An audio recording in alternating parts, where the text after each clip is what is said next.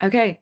Hello, everyone. Welcome back to Birl Talk, sponsored by nobody. This is episode 2, and we're coming every week on a Friday to talk about our key events, our wins, and our challenges from the week to give you an insight into what it's like running a circular fashion tech startup in London. So this week on our agenda, we've got a nice new launch with a new brand that we're going to be talking about launching in Feb. We had a team day yesterday, so we all got to meet in London. We had a nice time. We discussed our priorities. We'll go into that in a bit more detail. Our two founders, Cam and Peter, here, they went to a board meeting yesterday and got really clear on the strategy for the next few months at Birl. And we've also got some LinkedIn activity to talk about. So that's kind of on the go-to-market side, some really cool wins that we've had there, and also some shout outs this week. So yeah, let's get into it. So the first thing is that we have a new brand launching in February, don't we, Peter? Do you want to tell us about that? Yeah, definitely, really exciting one. Carrying on with from Mob News last week, we've also got a brand called AYM Studio, really fast growth brand that makes all their products in London, who will be also helping or will be helping with their damage returns and dead stock, etc. Slightly different to Mob News this time in the fact that we're also creating or have created a secondary site for them as well.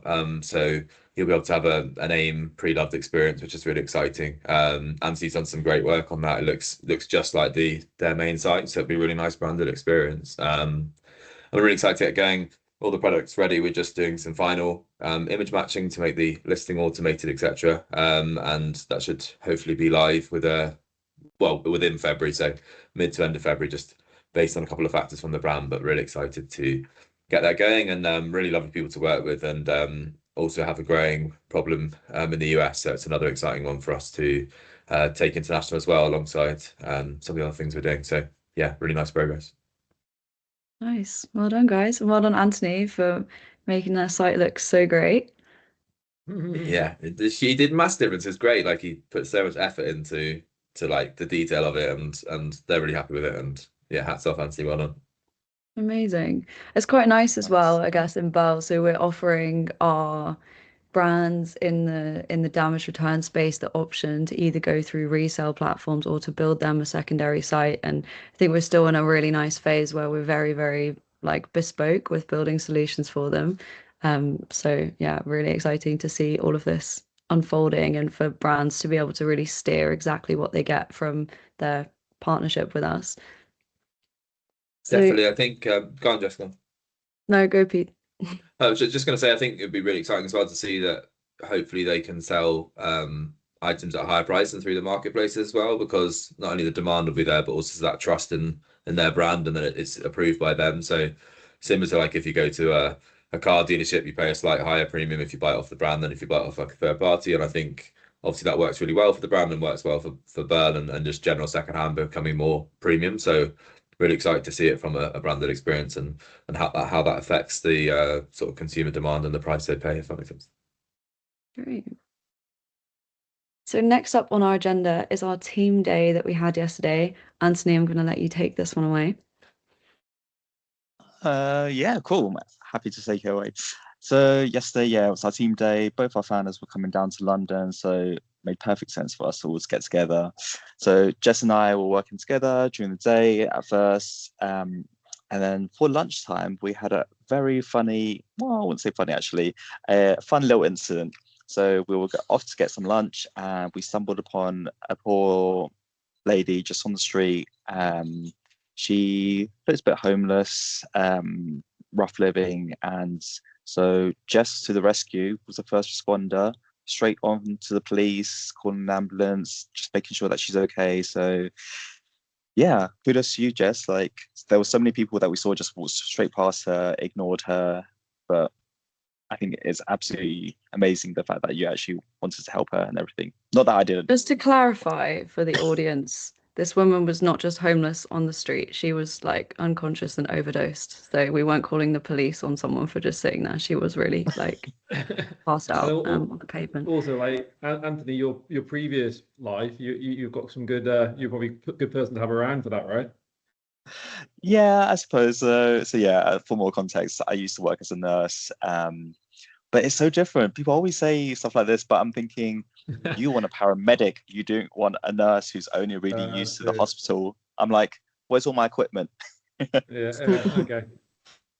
I Um, completely forgot that, Anthony, because the woman on the 999, she was saying like, "Go get the defibrillator," and I said to Anthony, "Go get the defibrillator," and he was looking at me like, "What is a defibrillator?" it was more just like, like, where is it? Like, because normally it's just like hung up in different places, but they kind of need to tell you where the nearest one is, right? But anyways, enough about our lovely Lady Sugar, which was her name, who had And she overdosed was on. fine. She was She fine. was fine in the end. She, in the end, got up and had a little wander away. Yeah, so when the guys came down to meet us, we had a nice little drink, had a nice little chat, had a nice little dinner. It was really nice. And we found out that Jess would love to bobsled if she went to the Olympics. Pete would love to ride horse. No, Cam would love to ride horses. And Pete, I don't know what you decided. I just Weightlifting was gave what up. Pete said. I think I just assumed defeat. Yeah. For context, it Weightlifting. was if you had a year to get not last in the Olympics, what sport would you take? And Cam was putting a lot of emphasis on the horse, being able to carry him around. Jess Sorry, was Pete. keen on the bobsleigh. Weightlifting. No, I said I just. Oh, what? Oh, yeah. I said. You did. Good point. Yeah, yeah. I was looking for a sport where I was thinking someone might fail all their attempts. I was thinking either weightlifting or long jump, and then if you just did anything, you might then get to not last. That was my Do idea. you So. not think if you're against, weightlifting, you have to be like really strong, right? So if anyone else is going to DNF, you're surely going to be the first person to do that. No offense. I'm sure you're really strong, but I'm not No, I quite mean sure you're no, Olympic strong. no. The person lifting the lightest goes first, so you can pick whatever you want to go first. You then do that Okay. and sit back and just hope that someone fails all their three. That's basically what you do. So if you've Okay. registered something and they fail all their three, because they're going to go heavier because they don't want to use up all their energy at the lower weights, so they're going to try and get nearer their capacity at the start. So Okay. yeah, Sorry, that's me not Reaching knowing for the how that stars there, works. Pete. yeah. So Mm. we digress. Go on. What's that? No, I think just to clarify, I think we did discuss curling, and I think curling is a Oh, really sorry, yeah, good curling is option yours. because you don't necessarily need this intense level of fitness. You just need to learn the physics of the ice and the scrubbing really well. Would be my That would be my Yeah. choice. Anyway, board meeting. Cam, do you want to tell us about that? Yes. Yeah, good board meeting. So we hold these sort of every other month. We've got a really good group of sort of angel investors who supported us from really day dot, as well as sort of three early stage VCs. One of our VCs who's been on the journey for a couple of years now, One Planet Capital, and they really focus in sort of tech for good, sort of sustainability focused businesses. They've got an office down in London, so for we could combine it, have the board meeting down there in their office, and also then can meet up with the team in London. So it was kind of a nice sort of full day for me and Pete. And yeah, it was a really, really productive board meeting. It's still kind of a small group of us there, which allows it to be kind of a sort of strategic focus, really. So me and Pete were giving an update on progression of the product and tech, some of the brands we're launching with, but really taking them through our kind of next sort of Q1, Q2 for this year, and the focus on the damage returns. Right, it's such a huge problem for brands. As me and Pete have been speaking to a lot of brands around the trading solution, a lot of them who are interested in that also been talking about damage returns. Can we help with that? And the proprietary tech we've built initially for trading, we know can be applied into the damage returns use case, and that's really kind of what's led to the progression of that with Odd Muse and AIM Pete just mentioned. So board really supportive of that. One Planet also have got some other companies they've invested in who are kind of within the kind of circular fashion space, so they're connecting us with a couple of those. So that's really exciting. So I think that can kind of add to what we're doing.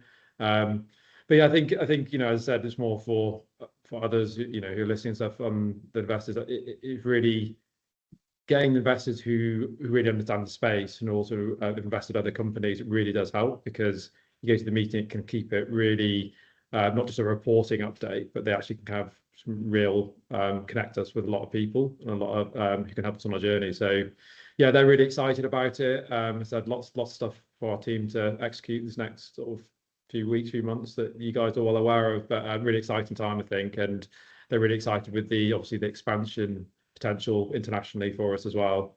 So yeah, really supportive on where we are on our journey so far. And yeah, we're all quite excited about the expansion potential. We were actually talking in our post-team meeting drinks about where we're going to go next on holiday. Sorry, not holiday. Business trip. What Yes. were everyone's front runners? I think we were kind of working out again. Anthony's kind of a man of mystery, isn't he? Because we found out he speaks 6 languages. We thought he's going to be quite useful in most places we go. I think both me and Pete have always been fascinated with Japan. Really want to go there. So I think any excuse we can go there. So that probably be top of our list. And also Anthony can speak some Japanese and write Japanese, I think, as well, can't he? So that's quite exciting. So yeah, I think Japan probably for me would be the ultimate one. Absolutely. I'm I would really love to go to keen in it. Japan. I'm very keen for this holiday. Sorry, business trip. Keep coming I'm up each gonna pack- episode, this, doesn't it? It's not going to go away until you guys get your holiday business trip. I'm really keen on Scandinavia. I think Copenhagen, Finland, Sweden. I want to be in the Yeah. sauna. Sorry, the boardroom in those countries. Yeah. Yeah, I think we did quite a few trips to Copenhagen and well, Helsinki and Stockholm the last sort of 18 months. And I think Copenhagen especially, I think both Pete and I were there. We're like, this is the city. Both of us got 2 young kids, and we're like, oh, this is the city you could see yourself living in. It's one of those, but there's not many places I've been to, and I'm like, oh, I'd love to live here. The people, culture, the space, everything about it. It feels like the system, everything works. You know, it's it feels like an amazing place to live. Yeah, so yeah, definitely Scandinavia this year for sure. A couple of trips. Woo. Well, sounds like we were just visiting Oslo and I can never pronounce this. Reykjavik. Reykjavik. Yeah. Yeah. Maybe we should go do some Birl photo shoots in nice brands in the ice, in the mountains, in the geysers. Okay, fab. So our last topic on the agenda is our recent LinkedIn activity. So we've obviously been ramping it up in many different areas and posting, but we've also got our go-to-market strategy, which we talked a little bit about last week. We've been outreaching to some brands on LinkedIn. We've been experimenting with the way we do this. And we've had a kind of little competition between Pete and Cam and I about who can get the most leads, who can get the most meetings booked, responses.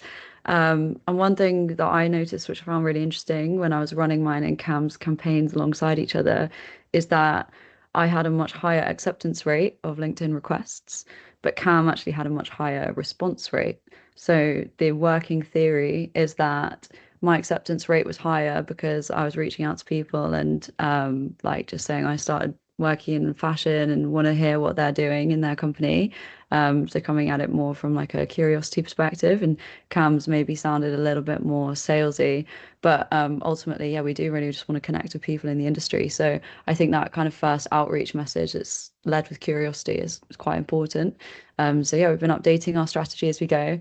But then I think Cam, you have a lot of credibility. You've obviously you've been founded Birl like quite a while ago now. You've been in circular fashion industry for a while. Your LinkedIn is very impressive. And I would definitely be responding to you if you reached out to me on LinkedIn.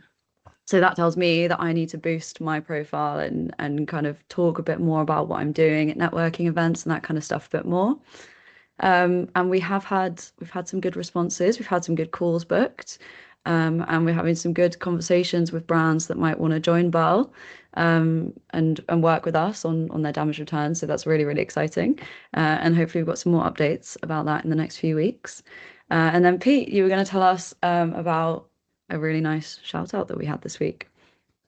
Yeah, definitely. I think obviously we put out the Odd Muse activation last week, and Tina at Circular Fashion News picked that up which is really nice, and called us out on that. Well, called us out, well, shouted us out, I guess, not called us out. And just did a really nice job of it. And I think just in general, if you're looking at the circular fashion space, just follow Circular Fashion News. She does a really nice summary every week and always does things in a really easy, simple, digestible way. So definitely look out for that. And there's some really good people in the space, I think, to just, if you do enter the space, like Jess mentioning, if you move into a new industry, some good sort of thought leaders out there that you can get a really good understanding straight away. And yeah, just say thank you to her, and we're looking forward to connecting with anyone else who wants to talk about what we're doing and shout out what we're doing in the future. And then I guess a key detail is whoever wins on our go-to-market gets to design the Birl mug, don't they, Jess? So it's actually quite a big competition that we're putting together. So yeah, the stakes are high. Honestly, the Birl mug, and this is something that, like, one of the actually our biggest priority in Birl at the moment is making sure that we have a mug that every Birl Talk episode we're all holding in front of the screen like a cult with our backgrounds, and everything else is on pause until we get that sorted. So would that have to be inverts, like the wrong way around, so it shows right? I don't know. Probably does, I'm not sure. Maybe we can put a mug with the design on one side the right way around and the other side the wrong way around, so that we don't just have like too many misprints. A mug for Peter full of Red Bull rather than. Oh yeah. I saw that photo from yesterday has the Red Bull. I saw that as well. Like, yeah, that's embargoed. That's not allowed out. Yeah, no, exactly. I did think that as well. Pete's been heavily influenced by Red Bull's marketing. We spent a good 10 minutes yesterday discussing how great marketing for Red Bull and Guinness is. Yeah, just that they can do such a good job on products that are pretty horrible. I just think they've just like done an amazing job of marketing quite hard to market products. That's all I say. So yeah, I think. Go on, Anthony. I was going to say I take great offence that you're saying Guinness is a horrible drink. Okay, well, I'll clarify that. What I mean is, like, traditionally, like, people want to drink something carbonated, like, even though it's not calorific, a lot of people think it is very calorific.